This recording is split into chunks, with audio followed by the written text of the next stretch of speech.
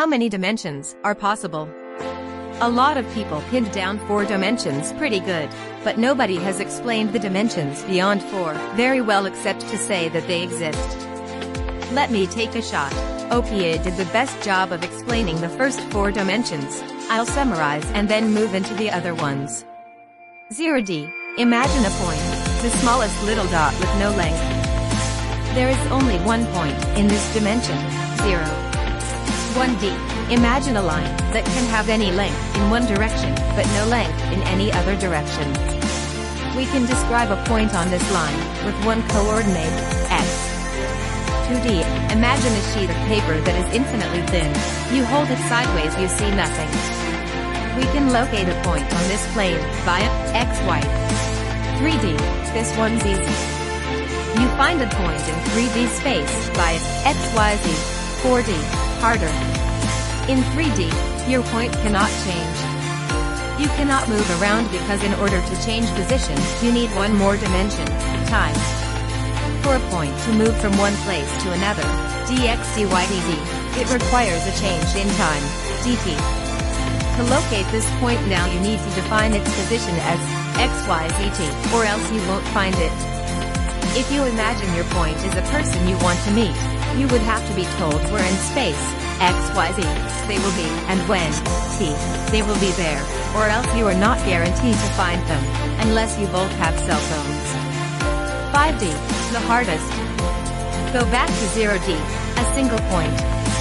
If we were able to shrink down to the size of this point, instead of seeing a point, we would see a tiny circle. So if you were trying to locate a point in 5D, you could not locate it exactly unless you placed it in xyzt and w, its location on that circle. So you now have wxyzt. The radius of this 5th dimension is so small that we can't see it, but we should be able to perceive its effects when our technology improves. It makes a lot of sense mathematically because it explains why we can't explain gravity at tiny, quantum, levels. The math doesn't work unless we add dimensions and wrap strings around them. Note that dimensions 5 and up have a property called compactification. That means that anything operating on the compactified radii of these dimensions moves in a complete circle, always returning to its original position. The radii are so small that we cannot perceive a change in position at all. A particle changing position along one of these dimensions seems to not move to us. 6D and up. Very hard to imagine. Your point can now be found on 2 circles.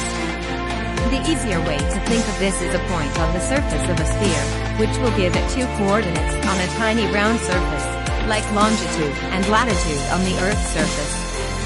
Now you can add as many compactified dimensions as mathematics permits given whatever theories you are trying to incorporate. Your compactified radii can be given upper and lower limits to allow them to be plausible. I saw some people say infinite dimensions, and another say 27.